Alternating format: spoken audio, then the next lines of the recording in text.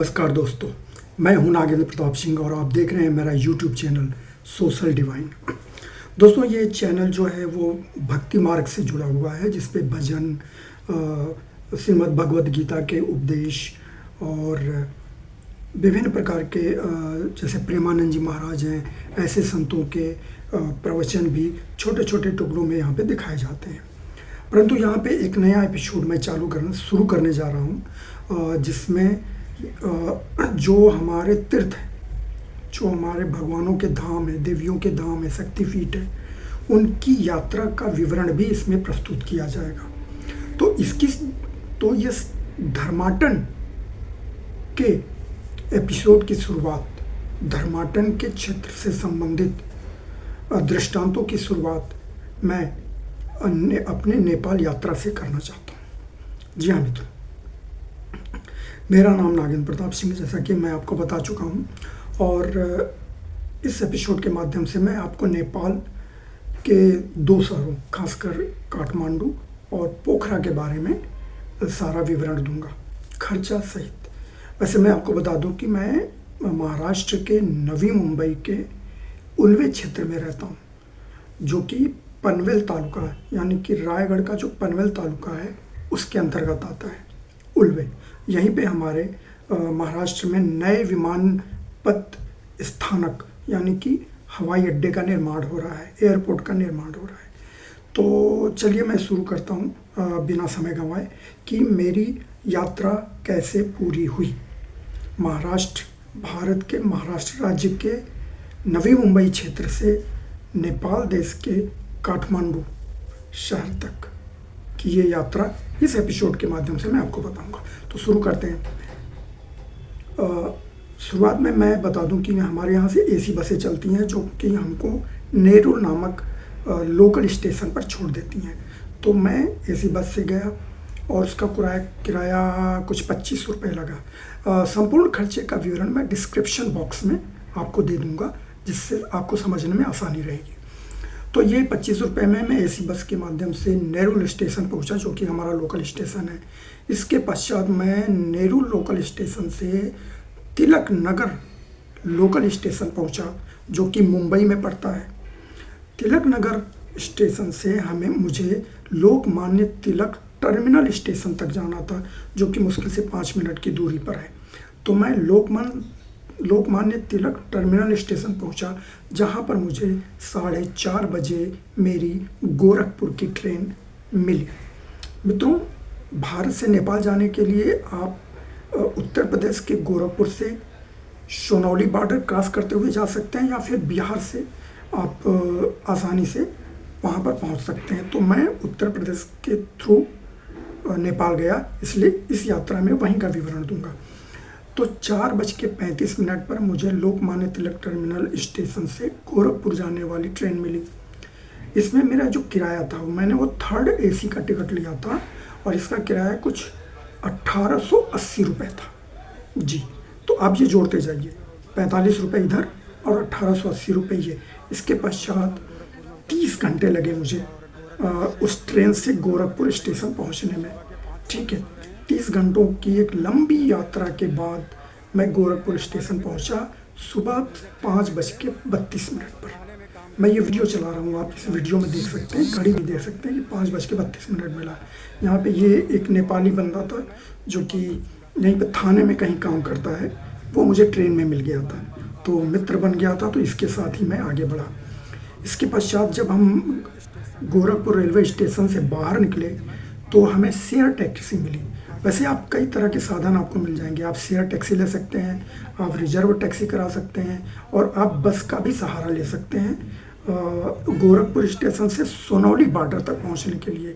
या आप ट्रेन के माध्यम से तेवतिया जा सकते हैं। तेवतिया एक रेलवे स्टेशन है, वहाँ पे जा सकते हैं, और फिर वहाँ से 10 से 15 किलोमीटर की दूरी पर सोनौली बॉर्डर होता है। ठीक है, तो दोनों रास्ते आप तय कर सकते हैं।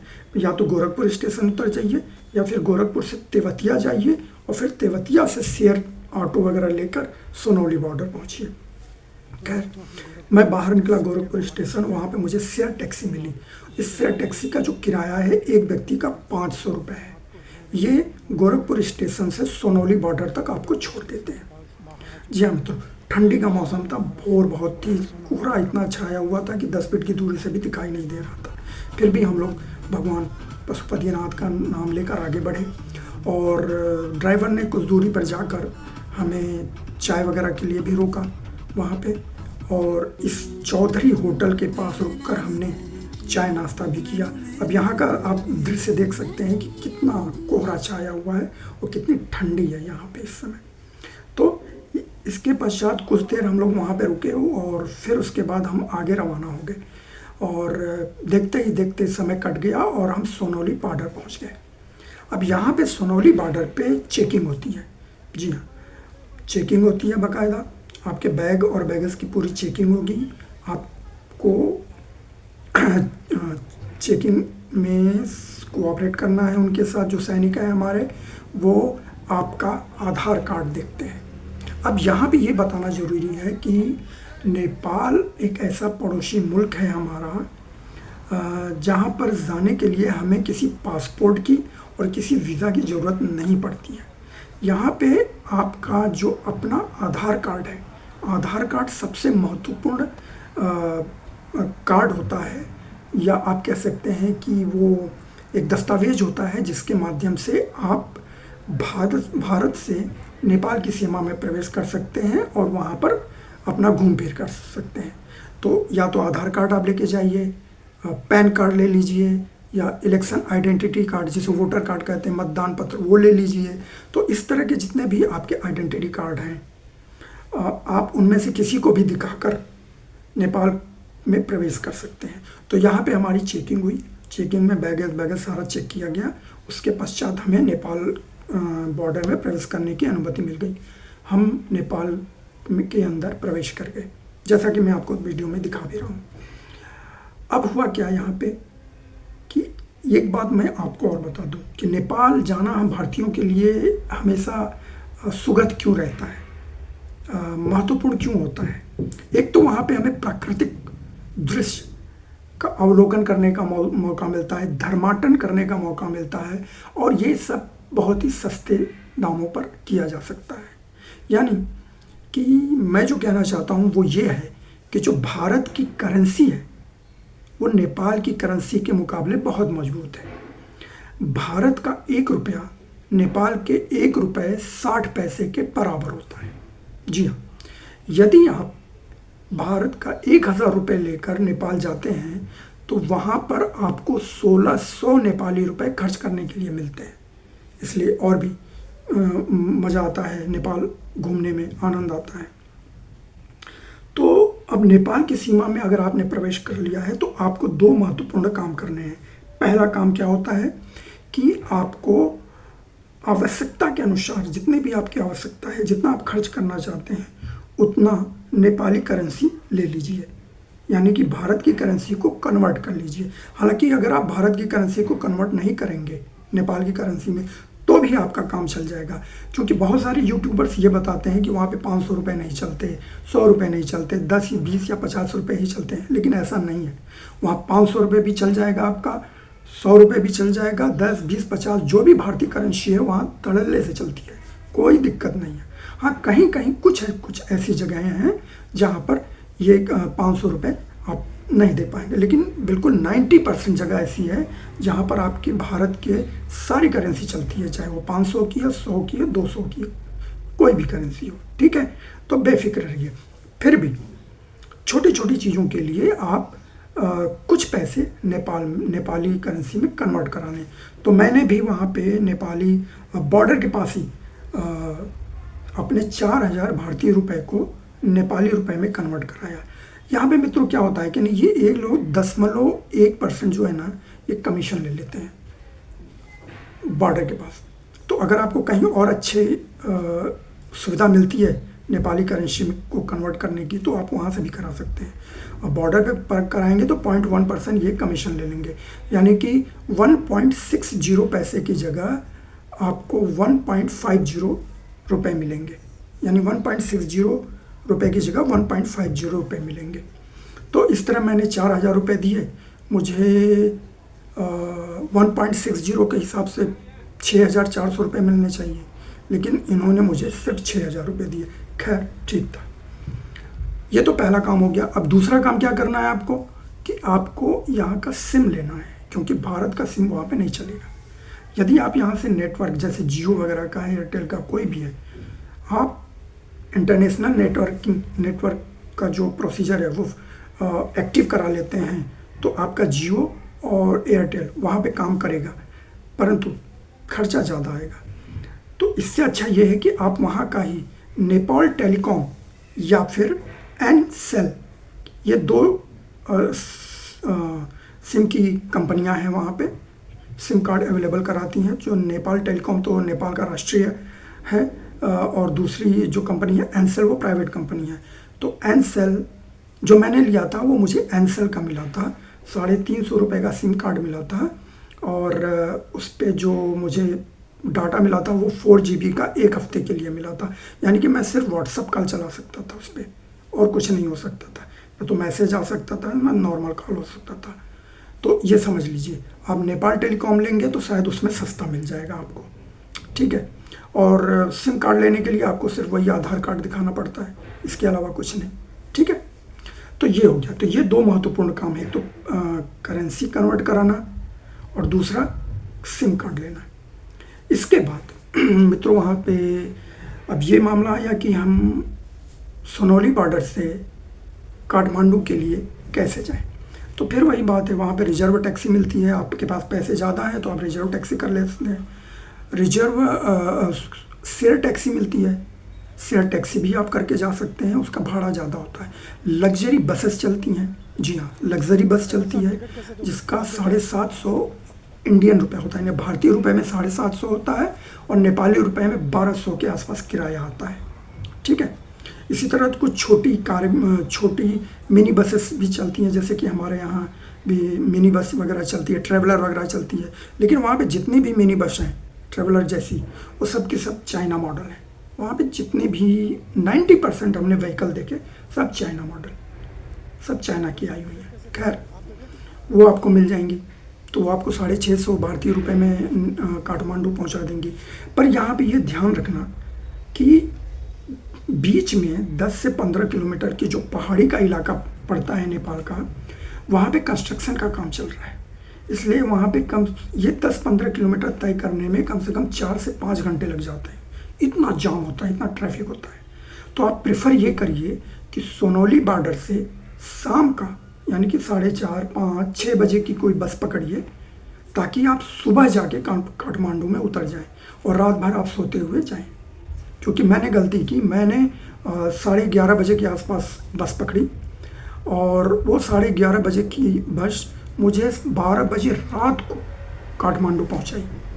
तो आप इस बात का ध्यान रखें कि सोनौली बॉर्डर से काठमांडू जाते वक्त कुछ पहाड़ियाँ पड़ती हैं, उस पहाड़ियों पे कंस्ट्रक्शन का काम चल रहा है, चौड़ी चौड़ी सड़कें बन रही हैं, रेलवे बन रहा है, तो इस वजह से वहाँ पे ट्रैफिक लगती है, जाम लगता है। तो इस जाम से बचने के लिए अगर आप सड़क मार्ग से जाते हैं तो शाम का समय तय करिए, ताकि रात भर आप सोते हुए जाएं, आपको परेशानी नहीं है। अगर दिन में जाएंगे तो आपको बहुत बोरियत होगी, बहुत परेशानी होगी, ठीक। चलिए, इस तरह से रास्ते करते हम करीब रात को 12 बजे काठमांडू के बस पार्क में पहुँचे। जी हाँ, वहाँ बस स्टैंड को बस पार्क कहते हैं। अब प्रश्न ये था कि बस पार्क के आजू बाजू में तो बहुत सारे आपको होटल, लॉज, ये सब मिल जाएंगे आपको, हाँ, पेइंग गेस्ट रखने के लिए सब बहुत सारी चीज़ें मिल जाएंगी। तो चूँकि मुझे 12-12:30 बज चुके थे, और वहाँ पे मुझे सिर्फ सुबह ही मतलब जो बाकी के 4 या 5 घंटे हैं वही काटने थे, तो मैं जिस बस में गया था उसी बस के ड्राइवर के थ्रू मुझे एक होटल मिल गया, जहाँ पे हम 2 लोग थे, हम लोगों ने शेयर कर लिया। तो शेयर करने से 700 रुपये का हमें एक रूम मिला, और 700 रुपये में 350 रुपये मेरे खाते में आए, 350 रुपये उनके खाते में भारतीय रुपये, ठीक है। तो इस तरह 350 रुपये में वो 5-6 घंटे मैंने काटे। उसके बाद सुबह हुई, और सुबह उठते ही मैंने बस पकड़ी, और बस से सीधा मैं पशुपतिनाथ मंदिर के पास गया। जी, पशुपतिनाथ देव जी के मंदिर के पास गया। वहाँ से बस स्टैंड से अगर आप थोड़ी दूर जाकर जो मेन सड़क है वहाँ से अगर आप बस पकड़ते हैं तो पशुपतिनाथ मंदिर तक जाने के लिए आपको 65 रुपये खर्च करने पड़ेंगे।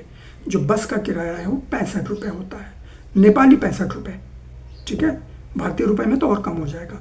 तो नेपाली 65 रुपये खर्च किए हमने बस स्टैंड से पशुपतिनाथ टेम्पल तक जाने के लिए, ठीक है। तो हम पशुपतिनाथ जी के द्वार पे पहुंच गए। ये फोटो मैं आपको दिखा रहा हूँ पशुपतिनाथ जी का। अब मित्रों यहाँ पे मैं आपको एक बात कहना चाहता हूँ कि पशुपतिनाथ जी के मंदिर के पास जितने भी होटल हैं, अब यूँ समझ लीजिए कि वो सिर्फ वो धर्माटन के उद्देश्य से नहीं है, वो पर्यटन के उद्देश्य हैं और पूरी तरह से बिजनेसमैन है। होटल तो अच्छे हैं, ये देखिए एक होटल मैं दिखा रहा हूँ आपको, इसका नाम है होटल बद्रीनाथ और इसका रूम देखिए, ये देखिए रूम भी बहुत अच्छा था और इसका किराया जो था वो 3000 रुपये भारतीय रुपये है, 3000 भारतीय रुपये है। इसमें 2 लोग आराम से रुक सकते हैं। तो रूम बहुत अच्छा है, होटल का रखरखाव बहुत अच्छा है, परंतु यहाँ की हॉस्पिटैलिटी जो होती है ना वो 3rd क्लास की, बिल्कुल बेकार है। आज आप जिस व्यक्ति से रूम ले रहे हैं, कल वो व्यक्ति आपको रिसेप्शन पे नहीं मिलेगा। जी हाँ, वहाँ पे दूसरा कोई बैठा रहेगा। अगर 2 दिन आप रुक गए तो दूसरे दिन कोई तीसरा में आपको मिलेगा और हॉस्पिटैलिटी बिल्कुल भी नहीं है। तो आपको मेरी गुजारिश है कि अगर आप होटल लेना चाहते हैं तो पशुपतिनाथ मंदिर से 2 किलोमीटर या 3 किलोमीटर पहले आप ले लें, होटल ले लें। वहाँ पे आपको हॉस्पिटैलिटी अच्छी मिल जाएगी। लेकिन अगर पशुपतिनाथ जी के मंदिर के पास अगर आप होटल लेंगे तो आपको हॉस्पिटैलिटी बिल्कुल नहीं मिलेगी और आपको लगेगा कि होटल तो अच्छा था लेकिन मेरा पैसा बेकार गया। ठीक है, महंगा भी रहेगा लेकिन मज़ा नहीं आएगा, आनंद नहीं आएगा। और मैं रिकमेंड करूँगा कि आप काठमांडू के थमेल एरिया में रुकिए। उतने ही पैसे में 3000 रुपये में ही आपको फर्स्ट क्लास का होटल मिल जाएगा, बेहतरीन होटल मिलेगा, हॉस्पिटैलिटी बेहतरीन रहेगी। जैसा कि ये होटल देखिए, इस होटल में हम लोग रुके थमेल एरिया में, सेम कंडीशन था, मतलब 3000 इसका था और 2800 रुपये इसका था भारतीय रुपये, 2800 रुपये। 2800 रुपये में ये हमें होटल मिला। इसका कमरा देखिए इसका कमरा बद्रीनाथ वाले होटल से इसका कमरा कहीं भी फेल नहीं है, उससे बल्कि अच्छा ही है, सब कुछ अच्छा है। और यहाँ की हॉस्पिटैलिटी इतनी बढ़िया है कि इन लोगों ने जब हमारी विदाई की, जब हम होटल छोड़ने लगे तो इन्होंने हमें अंग वस्त्र भी दिए, यानी कि एक मफलर टाइप का जो था वो हमें पहनाया। और इसी 2800 रुपये में यहाँ पे भोजन भी, सुबह का नाश्ता भी था, इंक्लूड था। अब भर पेट सुबह का नाश्ता करिए, कोई दिक्कत नहीं। तो अगर आपको रुकना है तो आप थमेल एरिया में रुकिए, वहाँ पे होटल लीजिए। अगर 2500 से ऊपर खर्चा करना चाहते हैं तो ठीक है, नहीं तो आप कोई लॉज वगैरह भी रुक सकते हैं और वहाँ पे सस्ते से सस्ते होटल मिलेंगे, आप वहाँ पे रुक सकते हैं। तो इस प्रकार हम वहाँ पे पशुपतिनाथ जी के मंदिर के पास पहुँच गए और फिर नहाने धोने के पश्चात हमने पशुपतिनाथ जी के मंदिर का दर्शन किया। ये आपको फ़ोटो में दिखा रहा हूँ, ये वहीं का है और बहुत दिव्य दर्शन हुआ। और इस प्रकार मेरा महाराष्ट्र से काठमांडू तक की यात्रा पूरी हुई। अब अगले एपिसोड में मैं काठमांडू से पोखरा और पोखरा के आसपास के जितने भी साइट्स हैं उसके बारे में बताऊंगा और फिर वापस पोखरा से काठमांडू और काठमांडू के साइट्स के बारे में हम डिस्कस करेंगे। तब तक के लिए नमस्कार।